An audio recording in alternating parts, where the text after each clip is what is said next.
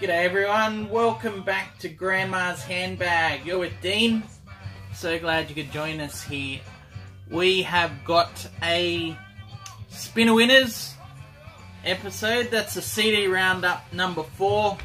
Got to get these out of the way. I've had a few clogging up the inbox for a while. It's been a couple of months since I've done an episode on just the CDs, and really still finding a lot of great finds for not a lot of money, so I want to show you those. A few things first though. Firstly, Grandma's Little Helper, back to the gorgeous, absolute gorgeous classic Glenfarclas 15-year-old single malt at 46%. This really is a favourite of mine, there's no two ways about it. Distinctly old school, you know, there's always a little difference to it every time I have it, which is quite enjoyable, you know. This time I'm really getting a lot of sweetness first thing off, but then it follows through with this like salty, lemony, sour lemon. I always get a lot of wood sap out of there, and then a little bit of smoke as well. It's got it all for me. Just a great classic malt. Really recommend it. If you get a chance, grab it.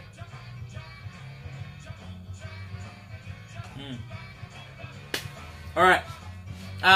Few very quick things. Just want to say quickly a couple of quick shout outs to some great episodes I've seen just in the last day or two. I'll try and get links down below. Recommend you go and have a look. Chris over at Vinyl Transmission has just done a brilliant career retrospective on John Cale, an artist very close to his heart, and because of that it's just a great episode. I mean, the opening and closing sequences are a real homage, you know, really enjoyable stuff. A lot of great stuff to hear, to listen to. So yeah, check that out. And he's just done a sibling video, I guess, for for Lou Reed as well, which I haven't seen, but I can't wait to go and check that. So yeah, Chris, great job.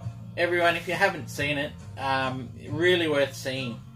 And secondly, James Griffiths on his Beatle James channel has just done a John Lennon video. Now I've forgotten the title. I'll sort of paraphrase it. I guess it's the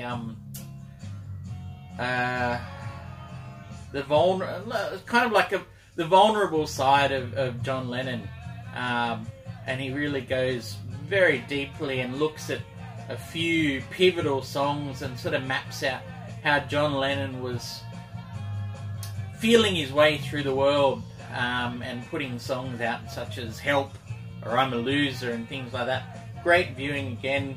I'm sure most of you are on, but if you haven't, really worth a link. We got Van Morrison, St. Dominic's preview going, and we got to jump right into these because I got plenty of stuff to show you.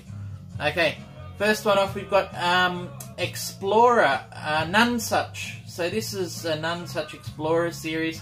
Just traditional voice and instrumental music of Japan. So you've got this shakuhachi, koto, and a couple of new instruments I've not come across before in there, the bito and shamisen. But originally recorded in 1976. Some very nice and serene, you know, Japanese classical, for want of a better term. Hope these don't clatter too much here. This is also a really good listen. I suppose I'm being subtly, or maybe not even subtly, influenced by people like Brian at Shamrock and Records and Danny at Not Enough Records with the Celtic music, but Celtic tunes from Ireland, Scotland, the Isle of Man and Galicia performed on hammered dulcimer with other traditional instruments. So this is a really lovely little collection of things just done with a bit of a twist on the dulcimer. So it's kind of a favourite instrument of mine. Anything twinkly or wispy, I'm all over it. I love it. So, and this is a great version. Maggie Sansom with the album Mist and Stone. So, yeah, sorry if I'm snuffling, and it's winter, so we've got the warmer and still bits of cold and everything hanging around. Anyway, you can't go past this for a tribute album slash cover album par excellence. Easy Star All Stars, Dub Side of the Moon. If you haven't heard it, you need to go and track this down.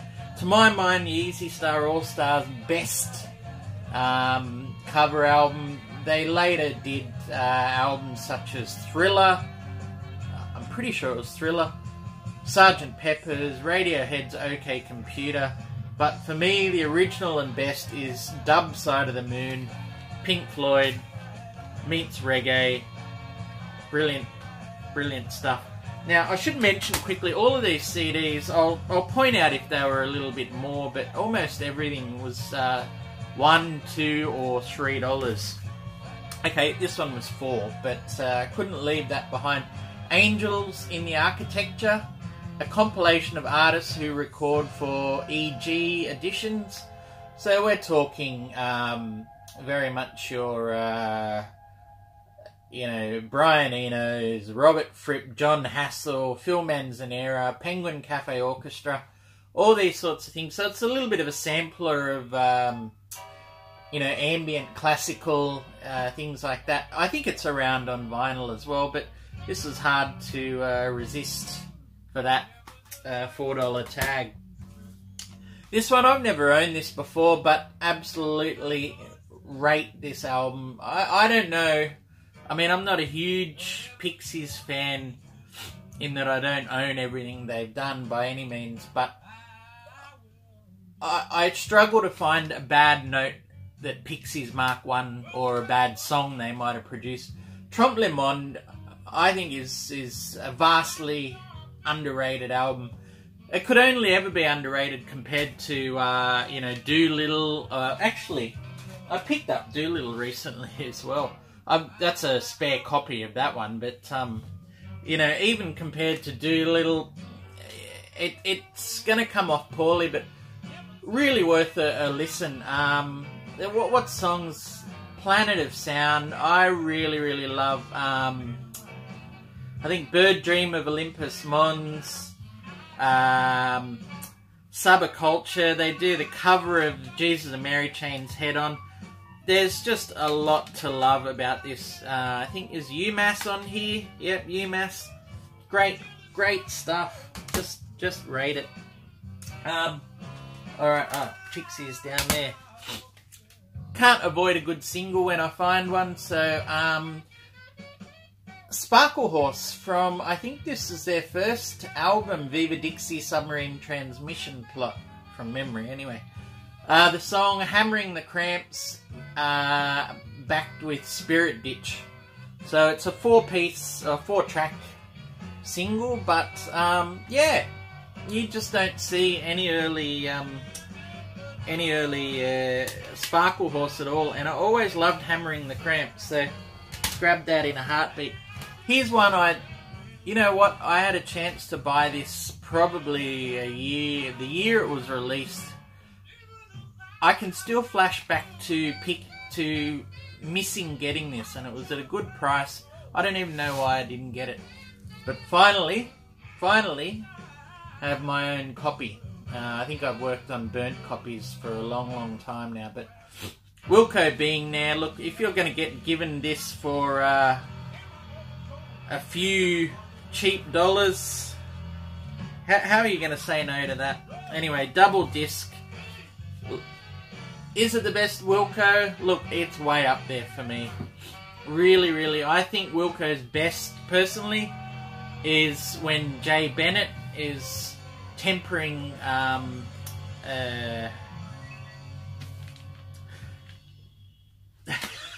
can't even think of his name. Damn it. But look, it's so hard. Jeff Tweedy. It's so hard to go past Wilco's being there. Very happy to have that. Now here's a new one I hadn't heard before this. Have only played it once, but I tell you what a cranking listen. Really, really impressed with that. You know what? Never been a Black Crowes fan. I've heard people like Andrew Tales from the Crate really talk about, and Dustin, I think, China Ditch Records, talk about Chris Robinson Brotherhood and this sort of, you know, real appreciation for blues rock and that. But, you know, Black Crowes, Amorica, or their later ones, never got into any of those. I didn't mind their work with their live album with Jimmy Page, but I think I'd always been hanging out to hear the Southern Harmony and Musical Companion. And boy, am I glad I did. What a fantastic blues rock, you know, great gritty stuff, right in that Stones mould. Very influential. I think if this album wasn't made, Primal Scream wouldn't have ripped them off for Give Out or Give Up. Really, really knocked my socks off. Alright, we've got a few classics here now that are just hard to avoid when you see them there for $1 or $2. I've got this on vinyl. Johnny Cash live at San Quentin. But this is the bonus track, so you got 18 tracks on here for $2. That's coming home with me every single day. Now this was a cracking, really, really happy with this one. Muddy Waters, live at the Fillmore Auditorium, San Francisco, November 4th to the 6th, 1966. And I tell you what a performance. There's just something about, you know, bluesmen in their 50s. You just, I don't know. I was working up a whole theory on this. Might have even been related to rock and roll and sex. But maybe I'll leave that bit for another time. But what can I say about this? Muddy owns it. There's a couple of songs and things on here. I don't know if you can see the track list there that get repeated. But look, wailing harp. I haven't been a fan of electric or Chicago blues that much. Most of the blues when I go in for is generally the rural folk blues, the acoustic stuff. But if there's stuff of this quality out there, you guys need to let me know what else to go for, because this is just sensational stuff. 1966. Very, very plain packaging, but 15 tracks. You know, Hoochie Coochie Man, Rock Me, Baby Please Don't Go, Mojo Working, 40 Days and 40 Nights. Yeah, a few other tracks sampled in. Really, really happy with that one. Second album by the Meters, Look Kapipi, and if you're not on the Meters, get on them. Now, I feel like they're a little bit diminishing returns for me. I love their debut album. This is still very, very good stuff. It gets a little bit funkier later, perhaps a little more, but also a little more generic. This sort of early stuff where you're hearing those second line New Orleans rhythms and things like that in there, you know, it's just really nicely played, just so tight, so well recorded, great stuff. I don't know if there's a song on here that people will definitely know. There's no great singles off there, but yeah, pick that up anytime, as would I for this. Look, $2. Who's going to say no to The Last Waltz for $2? I mean, sure, it's not the latest version, it's been remastered and whatever, but you got 2 discs with a hell of a lineup. You know it all. The band The Last Waltz. Alright, here's an album I loved the first time it came out, and it's played it again the other day and actually fell back in love with it. I don't know why I hadn't picked it up since the first time I heard it years ago, but from Canada, The Hidden Cameras, The Smell of Our Own. And I don't know if you can see around the outside, it's a very, very cheeky and subversive sort of cover. But it's actually a really, really well written and made album. I don't think they did anything that nearly came up to this in terms of quality, and maybe there was also an element of shock value about it. But it's basically, I don't know if the whole band were gay. At least the singer was. A lot of the songs are quite, actually quite explicit. But at the same time, there's underneath it all, there's this real questing of weirdly enough, trying to marry sexuality with religion. And so there's a quite strong undercurrent of religion through here, and yet you've got songs like The Man That I Am With My Man, Breathe On It, Golden Stream. So yeah, it gets quite subversive, quite explicit. There's times there that I'll let you in on a secret. One song that always makes me blush is Little Red Corvette. And I think I found another 3 or 4 songs on here that I was just couldn't handle it. It was just, whoo, it was getting a bit hot in there. But look, indie pop, but really, really well written. The Hidden Cameras. Alright, finally picked this one up. Don't Crucify Me, Hannah. I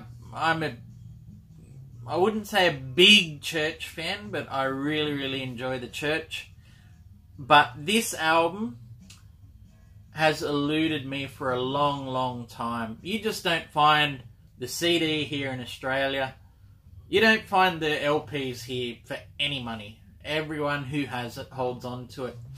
And yet, I didn't want to listen to this album until I had my own copy. So I'd never heard this Church album until very recently. Other albums before, yes. A lot of the 90s albums and some of the 2000s, absolutely. But never heard what people would say, some people would say is their best album. This is a 2 CD version, so you've got the album on 1 disc, and then a 12-track bonus disc of some B-sides before and after the fact. Very, very nice little package. This was my most expensive CD at $12 second-hand, but very, very glad I picked it up. And I tell you what, I've come back to this album 3 or 4 times since I've bought it. And it just keeps getting better. So I'm really excited to continue my affair, my relationship with this one. Okay, so going on the Australian band trip, the one that I found here, this was $6. And I tell you what, this is the best, just about the best damn Australian album. Although there's, I won't even get into that comparison, but this is 16 Lovers Lane, the go-betweens. This is a double disc version. It usually comes with a slipcase with the original album cover. And I don't have that there, but wow. Heard this and realised this is an instant win for me. Absolute Australian classic album. And Quiet Heart was shiver-inducing. When that came on, the very first moment, I'd heard of it before but never heard it, and an absolute gorgeous masterclass in songwriting. Streets of Your Town is a very famous song here. Used to actually soundtrack a TV station promo for rural and regional stations. It's a lovely song for all of that, but there's also a sort of a subversive, almost sinister twist in there. I was listening, and there's references to domestic violence all around the streets of your town, which would have been rural Australia a bit in the 80s, I think, when it was written. Alright, we've got one more here, and this it's probably the biggest wow factor.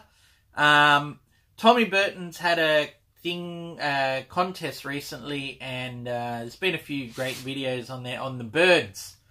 Now, Younger Than Yesterday has often been my favourite, but going and having a listen to this, the Birds and Notorious Bird Brothers, made me think, man, this is what an incredible album, and a definite 60s masterpiece. I got some notes here on the back. On here, they're like already transcending their pop commercial roots. You know, there's songs like Old John Robertson, songs such as Going Back, which are classic sort of Birdsian ones, but then they effortlessly, and you know, they're absolutely assured in the way they meld all these different influences and styles. So you've got that country rock sort of influence starting to come to the fore in there, and you've got, you know, electronic dabbling. Then you've got, you know, Indian and raga influences. And the older I get, the more I've heard, the more I hear the jazz influences, that sort of Coltrane, you know, modal explorations going in there. And it just all comes together into this incredible, coherent album. Like the sequencing of this, the sheer quality of it really reminded me of, say, the Pixies. You know, you just get hit after hit after hit. You barely even have time to, you know, draw a breath, and it lurches into another brilliant classic song. It just breaks, each song breaks over you, it floors you. What an album. The Birds and Notorious Bird Brothers. So happy to have found that. Alright, I've gone on for a long, long time, I can feel it. So, I'll leave my little other rant for another time. And in the meantime, thank you everyone. I'll talk to you again very soon. Love to hear your comments. If you've got any favourites down there, or other albums of bands I've shown that I need to look out for, let me know in the comments. Love to talk to you, and yeah, hopefully talk to you very soon. Cheers everyone. Bye bye.